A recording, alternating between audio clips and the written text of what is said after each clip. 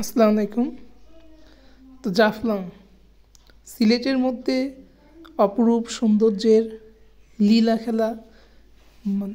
জাফলং চারদিকে পাহাড়, জলাভূমি, বন, মানে সিলেটের মধ্যে সবচেয়ে জনপ্রিয় একটা দর্শনীয় স্থান। পাশেই ভারত সীমান্ত, এ পাশ থেকে ভারতের সবচেয়ে কাছে অত্যন্ত সুন্দরতম একটি স্থান, যেটা প্রকৃতি মানুষকে সবসময় মনোমুগ্ধ করে। যে জাফলংয়ে গেছে সেই বোঝে এত সুন্দর। তো জাফলং যাওয়ার সবচেয়ে কম খরচে যেটা জাফলং যাওয়া যায়, প্রথমে সিলেটের সকল বাস, সারা বাংলাদেশের সকল বাস কদমতলী বাস স্ট্যান্ড অথবা আম্বরখানা একসাথেই প্রায়। তো ওই বাস স্ট্যান্ড থেকে প্রথমে চলে আসতে হবে আম্বরখানাতে, অথবা ওই বাস স্ট্যান্ড থেকেই জাফলং আসার বাস পাওয়া যায়। তো ওই কদমতলী অথবা আম্বরখানার দিকে সিলেটের বাসে সবচেয়ে কম খরচে বাসেই যেতে হবে। সিএনজিতে কিন্তু রিজার্ভ অনেক নেবে, প্রায় 800-900 টাকা নেবে। তো বাসে যদি আসতে হয় সবচেয়ে কম খরচে আসা যাবে বাসে, জনপ্রতি 120 টাকা করে পড়বে।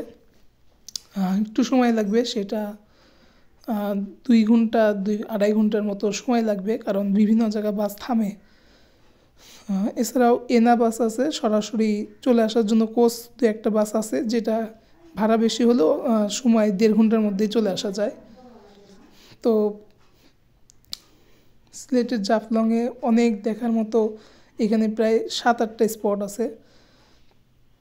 সবচেয়ে জনপ্রিয় স্পট হচ্ছে, যেমন আমরা মায়াবী ঝর্ণা দেখতে পারবো, এখানে বিভিন্ন সাদা পাথর আছে, ইন্ডিয়ান বর্ডার দেখতে পারবো, ইন্ডিয়ান যে পাহাড়গুলো আছে সেইগুলো দেখতে পারবো।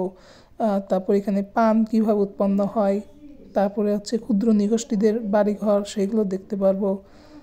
তারপরে আমরা আরও আছে আপনার বিশাল চা বাগান আছে, সেখান থেকে আমরা খাঁটি কিন্তু চাও কিনতে পারবো। আবার একটা নৌকা ভ্রমণও হবে। তো বাসে যাওয়ার পর সেখান থেকে আমরা প্যাকেজ নিলে আমাদের সবচেয়ে কম টাকা পড়বে।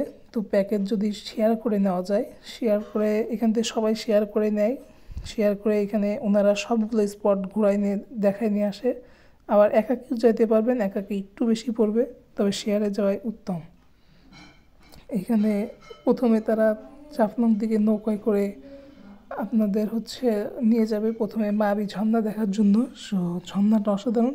সিলেটে বর্ষাকালে কিন্তু অনেক সুন্দর বিশাল ঝর্ণা দেখতে পারবেন, কিন্তু শীতকালে আসলে ঝর্ণাটা শুকায় যায়, কিন্তু বর্ষাকালে অনেক বিশাল বৃহৎ আকৃতির সুন্দর দেখা যায় ঝর্ণাটা। পাশ দিয়ে ইন্ডিয়ান বর্ডার, ঝর্ণার সাথেই ইন্ডিয়ার বর্ডার, তো সেখান থেকে ইন্ডিয়ার বিভিন্ন জিনিসপত্র কেনা যায়। তারপরে সেখান থেকে তারা আপনাকে নিয়ে যাবে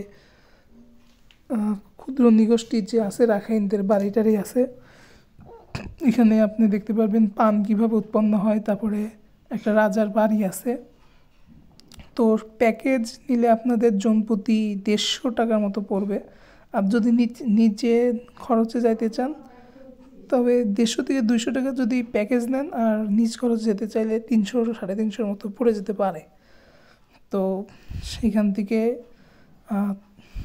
ঘুরে বিভিন্ন জিনিস দেখার আছে, রাজার বাড়ি আছে, এছাড়াও একটা বিশাল চা বাগান আছে, যেটা অনেক বড়, অনেক সুন্দর দেখা যায়, এবং সেখান থেকে কিন্তু আপনারা চাও কিনতে পারবেন।